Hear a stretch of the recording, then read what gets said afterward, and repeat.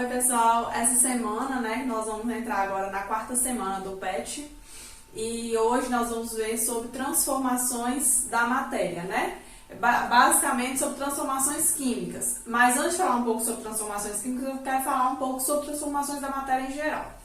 Então, as transformações da matéria, elas podem ser divididas em físicas e químicas. As transformações físicas são aquelas transformações que não alteram a estrutura interna da matéria, né? Das substâncias. Então, as substâncias, elas não mudam a sua identidade, né? No caso, eu não altero o tipo de substância que tem ali naquela matéria. E ela ocorre basicamente por mudanças de estados físicos, que é o que a gente já tinha visto nas semanas anteriores, né? Sobre mudança de estado físico. Do sólido para o líquido, do líquido para o gasoso. Basicamente, as transformações físicas são essas, né? Que envolvem essas mudanças de estados físicos. Já as transformações químicas, elas alteram a estrutura interna da matéria. Então, as substâncias, elas mudam sua identidade. Elas mudam, durante uma transformação química, as substâncias, elas são alteradas. Mas os átomos, eles têm que permanecer ali, né? Como eles eram originalmente.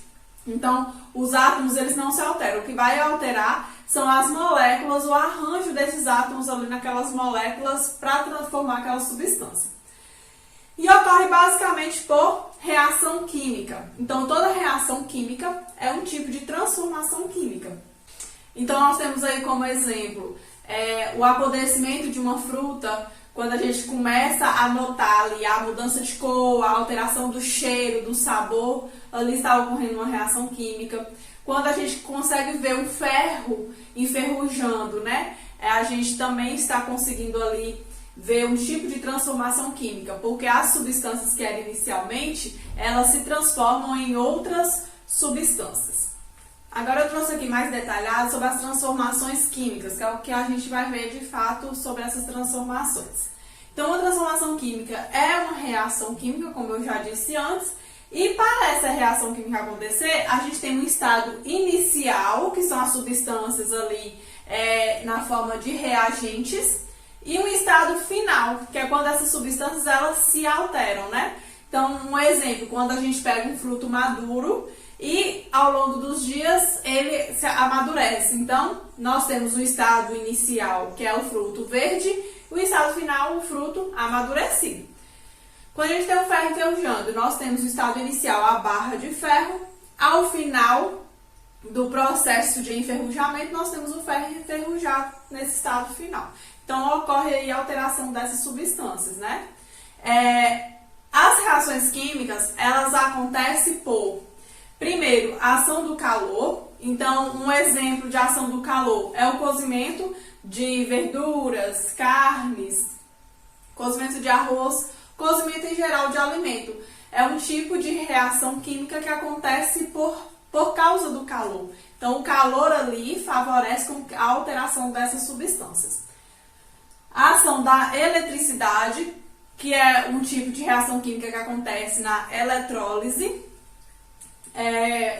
A eletrólise, para vocês se situarem um pouco, é um processo inverso da pilha. A pilha usa energia química para se transformar em energia elétrica, a eletrólise usa energia elétrica para transformar em energia química, tá? A gente vai ver isso um pouco mais para frente.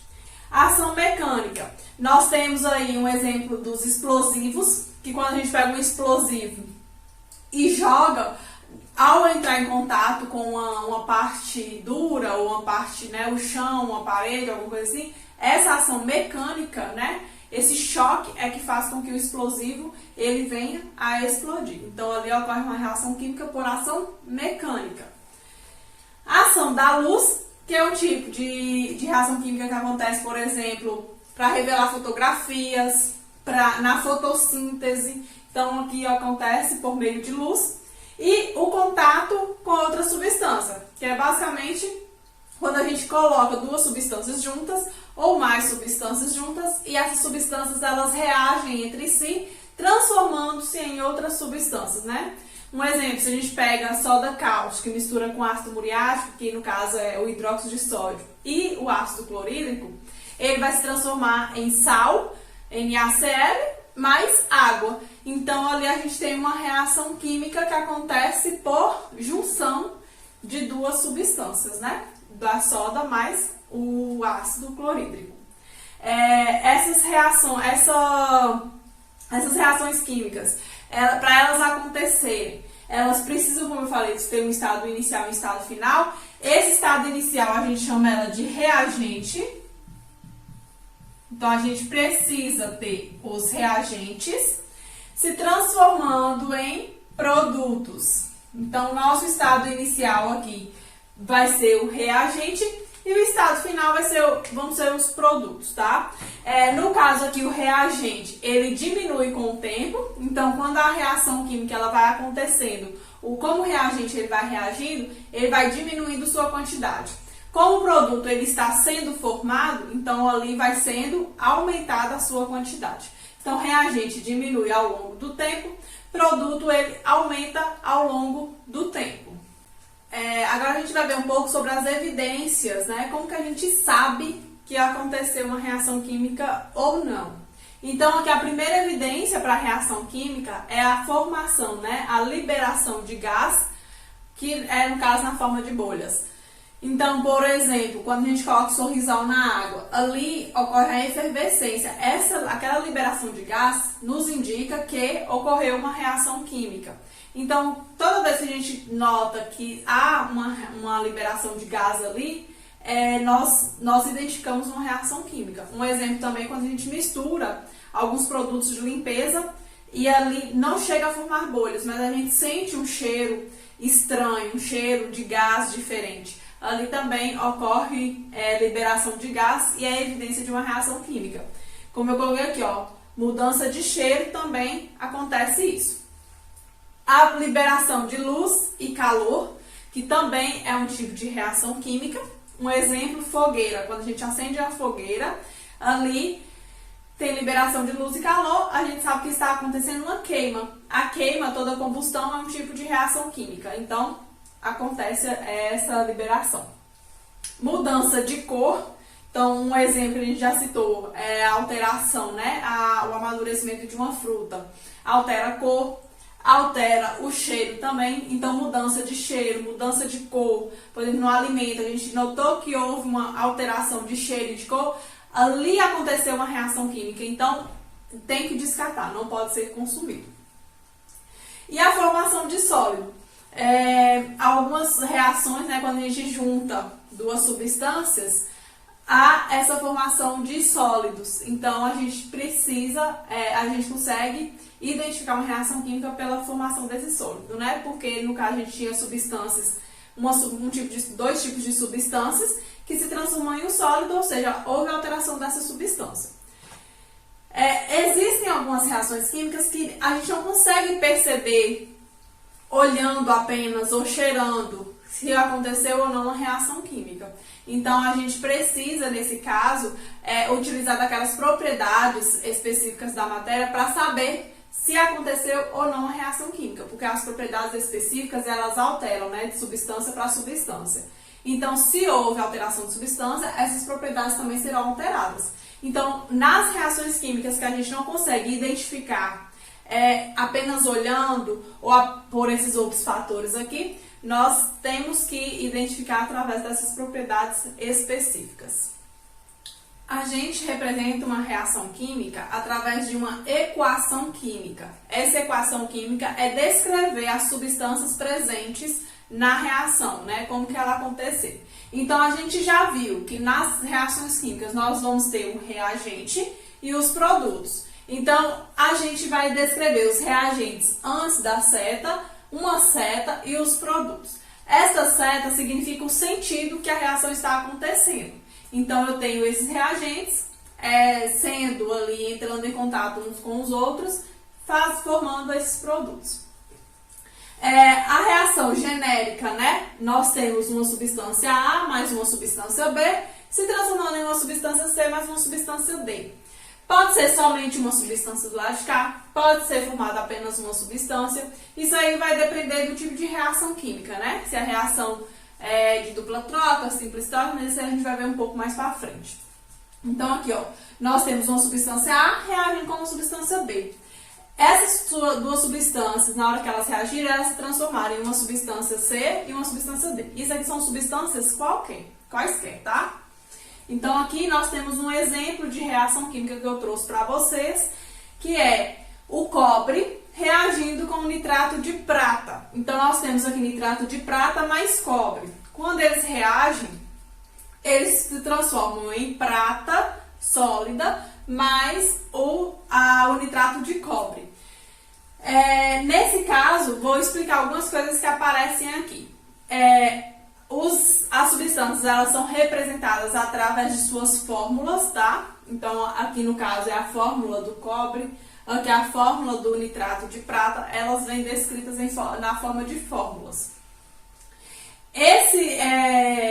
Essas escritas embaixo significa que se vem um S, a substância está no estado sólido.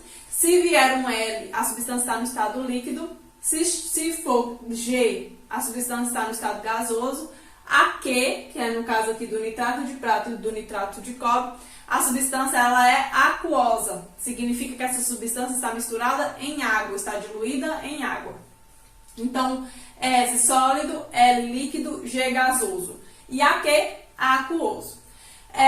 No caso aqui representa os estados físicos, né, que essa matéria ela se encontra, que essas substâncias elas estão. Outra coisa que eu quero identificar para vocês é referente quando acontece uma reação química, como eu disse, as substâncias elas se alteram, como a gente viu aqui, ó. Era cobre, passou para nitrato de cobre. Era prata, nitrato de prata, passou para prata sólida. Então alterou a substância. Mas os átomos, eles permanecem constantes. Então, aqui no caso, nós vamos falar um pouco sobre as leis ponderais, né? No caso aqui, a lei da conservação da massa. As massas, elas permanecem constantes na reação química. Então, um exemplo, se desse lado de cá, inicialmente eu tinha 20 gramas, ao reagir, esses 20 gramas têm que estar em forma de produto.